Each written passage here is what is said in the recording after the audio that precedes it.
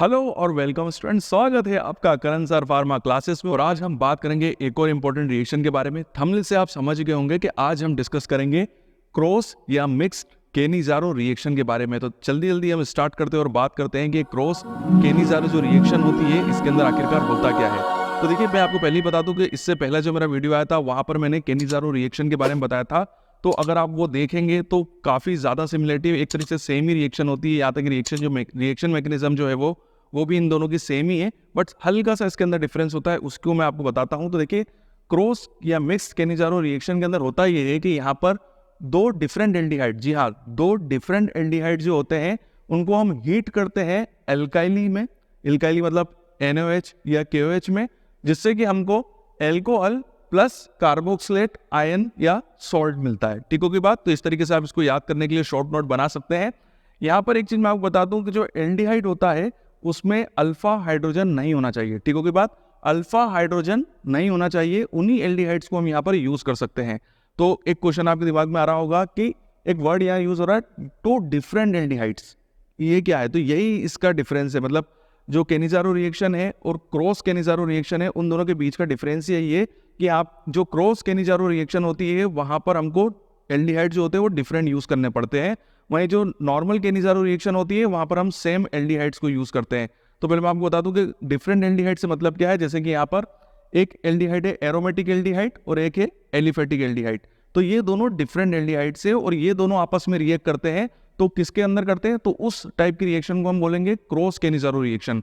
But अगर aromatic aldehyde के साथ रिएक्ट कर रहा है या एलिफेटिक एल्डिहाइड के साथ ही रिएक्ट कर रहा है तो वो नॉर्मल केनिज़ारो रिएक्शन होगी। ठीक होगी बात। यानी कि अगर ये नॉर्मल केनिज़ारो रिएक्शन होती तो यहाँ पर जैसे एरोमेटिक एल्डिहाइड है बेंजल्डिहाइड, तो यहाँ पर भी बेंजल्डिहाइड ही होता, या यहाँ पर फॉर्मल्डिहाइड है तो यहाँ पर भी फॉर्मल्डिहाइड होता। मतलब फॉर्मल्डिहाइड के साथ रिएक्ट करता और बेंजल्डिहाइड के साथ रिएक्ट करता। ठीक हो गई बात। बट क्रॉस केनिज़ारो रिएक्शन के अंदर दोनों एल्डिहाइड डिफरेंट होंगे। मतलब बेंजल्डिहाइड फॉर्मल्डिहाइड के साथ रिएक्ट करता है, किसकी प्रेजेंस में करता है? NaOH की प्रेजेंस में करता है। ठीक होगी बात। एक और चीज, यहाँ पर अल्फा हाइड्रोजन नहीं होना चाहिए। तो मैं आपको बता दूं कि अल्फा हाइड्रोजन क्या होता है। एग्जाम्पल समझाता हूँ। एग्जाम्पल से समझिए कि यहाँ पर एक कार्बन है, हाइड्रोजन है और ये ऑक्सीजन है। तो ये जो कार्बन है ये फंक्शनल ग्रुप वाला कार्बन है या कार्बोनाइल कार्बन इसको कहते हैं। उसके पास में जो कार्बन होता है, ठीक होगी बात, ये जैसे 3 कार्बन मैंने लगा दिए, इसके जो ठीक पास कार्बन होगा इसको हम अल्फा कार्बन बोलेंगे और इससे जुड़ा हुआ जो हाइड्रोजन होगा उसको हम अल्फा हाइड्रोजन बोलेंगे। उसके बाद वाला जो कार्बन होता है इसको हम बीटा कार्बन बोलेंगे और उसके साथ जुड़ा हुआ हाइड्रोजन जो होता है उसे हम बीटा हाइड्रोजन बोलेंगे। और उसके बाद होता है फिर गामा, तो फिर उसके साथ जुड़ा हुआ हाइड्रोजन गामा हाइड्रोजन होता है। तो यहाँ पर बोला गया है कि आपको वो एल्डिहाइड यूज करना है जिसके पास अल्फा हाइड्रोजन नहीं होना चाहिए, या आप ये भी बोल सकते हैं कि उसके पास अल्फा कार्बन भी नहीं होना चाहिए। तो इसके एग्जाम्पल है फॉर्मल्डिहाइड और बेंजल्डिहाइड। तो यही केनिज़ारो रिएक्शन के अंदर इन्हीं एल्डिहाइड्स को यूज किया जाता है। तो चलिए होता क्या है पहले हम ये देख लेते हैं।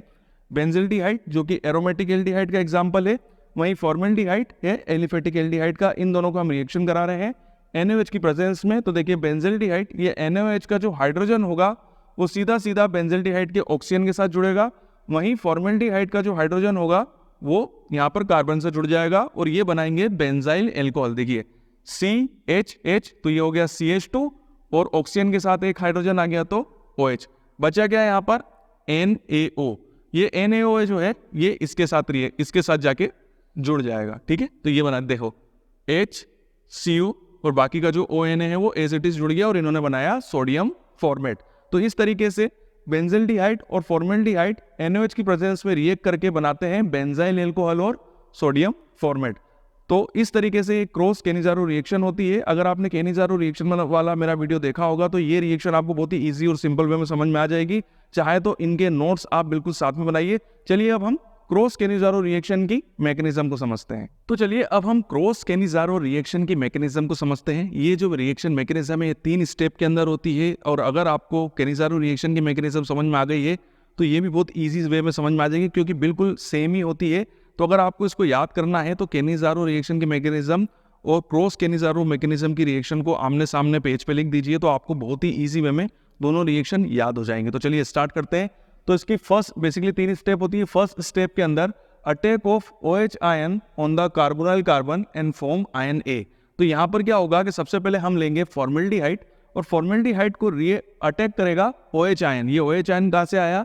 NaOH से। जी हाँ, NaOH से जो OH आयन है वो एज ए न्यूक्लियोफाइल अटैक करेगा कार्बन के ऊपर। तो सबसे पहले मैं बता दूं कि न्यूक्लियोफाइल क्या होता है। न्यूक्लियोफाइल एक ऐसी स्पीसीज होती है जो कि इलेक्ट्रॉन रिच होती है, इलेक्ट्रॉन लविंग होती है, और ये पॉजिटिव आयन के ऊपर अटैक करती है।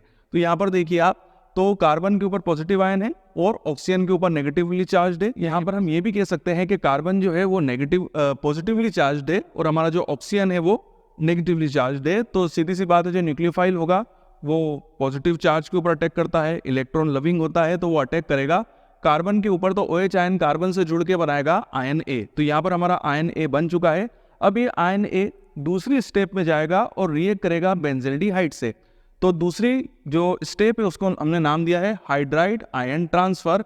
तो यहाँ पर हमारा आयन A आ गया है यहाँ से, और फिर आ गया है बेंजील्डिहाइड।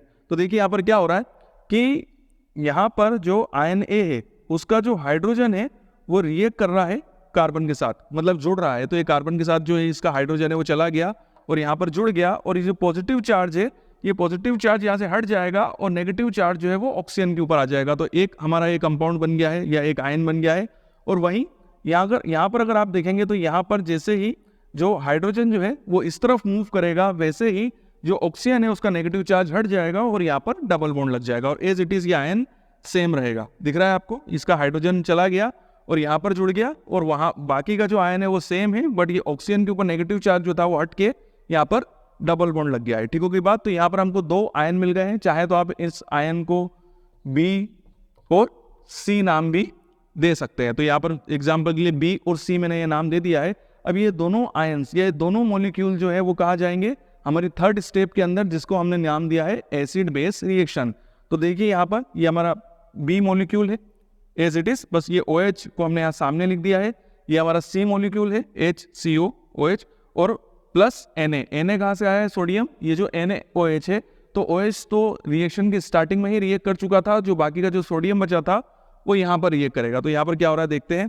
तो यहाँ पर आप इस रिएक्शन को देखेंगे तो यहाँ पर कार्बन जो है वो पॉजिटिवली चार्ज है और ऑक्सीजन जो है वो नेगेटिवली चार्ज है, और ये दोनों बहुत ही मजबूती के साथ जुड़े हुए हैं। ठीक हो गई बात।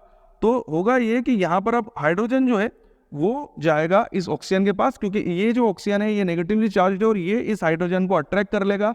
इसको वैसे भी पॉजिटिव चार्ज की जरूरत है, तो हाइड्रोजन जाके ऑक्सीजन से जुड़ जाएगा, और इस नेगेटिव ऑक्सीजन से जुड़ेगा हमारा सोडियम जो कि NaOH से आया है, और यहाँ पर एक मॉलिक्यूल बनेगा सोडियम फॉर्मेट। देखिए HCOONA, तो बन गया हमारा सोडियम फॉर्मेट, और बाकी जो हाइड्रोजन यहाँ पर गया तो ये OH जुड़ गया, मतलब एल्कोहल हो गया, और इसको बोलेंगे हम बेंजाइल एल्कोहल।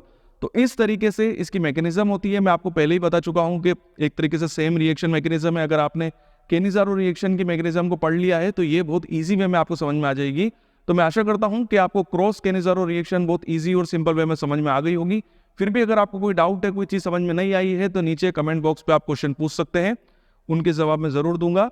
वीडियो देखने के लिए थैंक यू वेरी मच। आपकी उज्जवल भविष्य की कामना करता हूँ और यूं ही बने रहिए मेरे साथ।